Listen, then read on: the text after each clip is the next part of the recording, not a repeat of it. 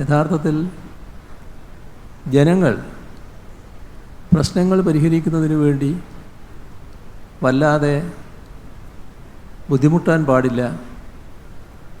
ആരുടെയും മുന്നിൽ വന്ന് നിന്ന് ഭവ്യത പ്രകടിപ്പിച്ച് നേടേണ്ടതല്ല പ്രശ്നപരിഹാരം.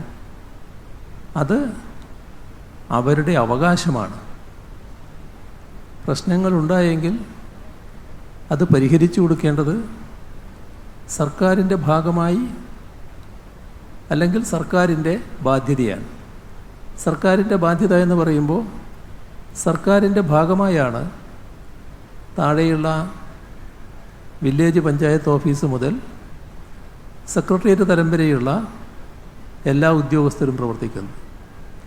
അവരെല്ലാം സർക്കാരിൻ്റെ പ്രതിനിധികളാണ്.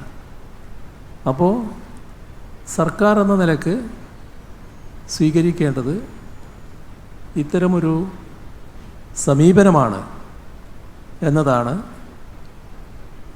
സർക്കാർ കൈക്കൊണ്ട സമീപനം. ഞാൻ വളരെ വിശദമായി കാര്യങ്ങളിലേക്ക് പോകുന്നില്ല.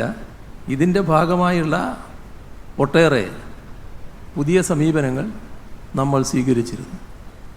അതിലേറ്റവും പ്രധാനപ്പെട്ടതാണ് ഒരു സർക്കാർ അധികാരത്തിലേറുമ്പോൾ ജനങ്ങളുടെ മുന്നിൽ സ്വാഭാവികമായും ഒട്ടേറെ വാഗ്ദാനങ്ങൾ നൽകാറുണ്ട്. ആ തെരഞ്ഞെടുപ്പിനെ നേരിടുന്ന ഘട്ടത്തിൽ ഇന്നത്തെ കാലത്ത് രാഷ്ട്രീയ പാർട്ടികളോ മുന്നണികളോ ജനങ്ങളുടെ മുന്നിൽ നൽകുന്ന വാഗ്ദാനം. പക്ഷേ നാം കേരളം 2016 ശേഷം ഇതിലും ഒരു പുതിയ റെക്കോർഡ് സൃഷ്ടിച്ചു. ജനാധിപത്യ സംവിധാനത്തിനകത്ത് ഇതേവരെ എവിടെയും നടപ്പിലാക്കാതിരുന്ന, ഇപ്പോഴും എവിടെയും നടപ്പിലാക്കിയിട്ടില്ലാത്ത ഒരു പുതിയ നടപടിക്രമമാണ് നമ്മൾ സ്വീകരിച്ചത്. സർക്കാർ അധികാരത്തിലേറി ഓരോ വർഷം തികയുമ്പോഴും എന്താണ് നൽകിയ വാഗ്ദാനങ്ങളിൽ പൂർത്തീകരിച്ച് എത്രത്തോളം പൂർത്തീകരിക്കാനായി, ആ കാര്യം ജനങ്ങളുടെ മുന്നിൽ അവതരിപ്പിക്കലായിരുന്നു. ഇത് വളരെ നല്ല നിലക്ക് ജനങ്ങൾ സ്വീകരിച്ചു എന്നതാണ് വസ്തുത. ഇതിൽ ചിലപ്പോൾ നമ്മുടെ മനസ്സിൽ മറ്റൊരു ചിത്രം ഉയർന്നു വന്നേക്കാം. അത് നമ്മുടെ നാടിൻ്റെ പൊതുവേയുള്ള പ്രചരണ സംവിധാനങ്ങളിൽ ഉണ്ടാകുന്ന ഒരു പ്രശ്നമാണ്. അത് സർക്കാർ വിചാരിച്ചാലോ നമ്മളാരെങ്കിലും വിചാരിച്ചാലോ മാറ്റാൻ കഴിയുന്നതല്ല. അതായത് ഇത്തരത്തിലുള്ള ആരോഗ്യകരമായ സമീപനങ്ങൾ സ്വീകരിക്കുമ്പോൾ അതിന് കലവറയില്ലാതെ പ്രചരണം നൽകുക, അതൊരു പൊതുബോധമാക്കി മാറ്റുക എന്നത് നമ്മുടെ നാട്ടിൽ നടക്കാറില്ല.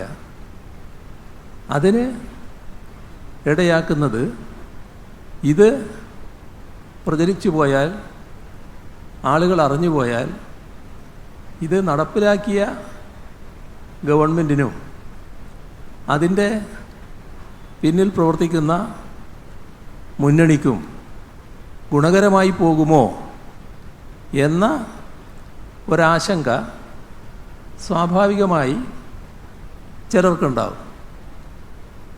ആ ചിലരുടെ വലിയ തോതിലുള്ള താല്പര്യ സംരക്ഷണമാണ് ഈ പ്രത്യേക പ്രചരണ രീതിയിൽ കാണാൻ കഴിയുന്നത്. അത് നമ്മുടെ നാടിനെ സംബന്ധിച്ചിടത്തോളം നെഗറ്റീവായ കാര്യങ്ങൾ എത്രത്തോളം പ്രചരിപ്പിക്കാൻ കഴിയും, എങ്ങനെ ആളുകളുടെ മനസ്സിലാകെ ഒരു നിഷേധാത്മക ചിന്ത ഉയർത്തിക്കൊണ്ടുവരാൻ കഴിയും, അതിനാണ് പ്രാമുഖ്യം കൊടുത്തു പോകുന്നത്. പക്ഷേ ആളുകളുടെ അനുഭവത്തിലുള്ളതാണല്ലോ മറ്റു കാര്യങ്ങൾ. ഈ അനുഭവം അനുഭവിക്കുന്നത് നമ്മുടെ നാട്ടിലെ ജനങ്ങളാണ്. അപ്പോൾ അവർ അനുഭവത്തിൻ്റെ അടിസ്ഥാനത്തിൽ കാര്യങ്ങൾ വിലയിരുത്തും. അതിൻ്റെ ഭാഗമായുള്ള വിധിയെഴുത്തും ആ അനുഭവമുള്ള ജനങ്ങളുടെ ഭാഗത്ത് നിന്നുണ്ടാകും. ഇത് അതിൻ്റെ കൂട്ടത്തിൽ പറഞ്ഞു എന്ന് മാത്രമേ ഉള്ളൂ. നമ്മൾ കഴിഞ്ഞ 8 വർഷവും ഈ പറഞ്ഞ ഓരോ വർഷവും നടപ്പാക്കിയ കാര്യങ്ങൾ എത്രത്തോളമെന്ന് ജനങ്ങളുടെ മുന്നിൽ അവതരിപ്പിക്കുന്ന രീതി തുറന്നു വന്നു.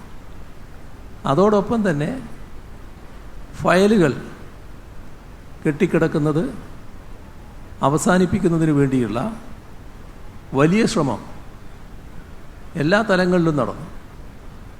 സെക്രട്ടേറിയറ്റിലും മറ്റോഫീസുകളിലുമെല്ലാം നല്ല നിലക്ക് തന്നെ ഇടപെടലുകളുണ്ടായി. ഈയൊരു പ്രവർത്തനം നടത്തുമ്പോൾ അത് ആ ഒരു ഘട്ടത്തിലുള്ള പ്രവർത്തനം എന്ന നിലക്ക് മാത്രമല്ല സർക്കാർ കാണുന്നത്. ഇത് തുറന്നു പോകേണ്ട ഒരു പ്രവർത്തന ശൈലി എന്തായിരിക്കണമെന്ന് ഉദ്യോഗസ്ഥർക്കാകെ നൽകുന്ന ഒരു നിർദ്ദേശമായിട്ടാണ് കാണേണ്ടത്. അത്തരമൊരു സമീപനം ഉണ്ടായെങ്കിലും ഫയൽ കെട്ടിക്കിടക്കുന്നത് ഇപ്പോഴും നിലനിൽക്കുന്നുവെന്നാണ് വസ്തുത. അതുമായി ബന്ധപ്പെട്ട് നിരവധി ഇടപെടലുകൾ നേരത്തെ നടന്നിട്ടുണ്ട്.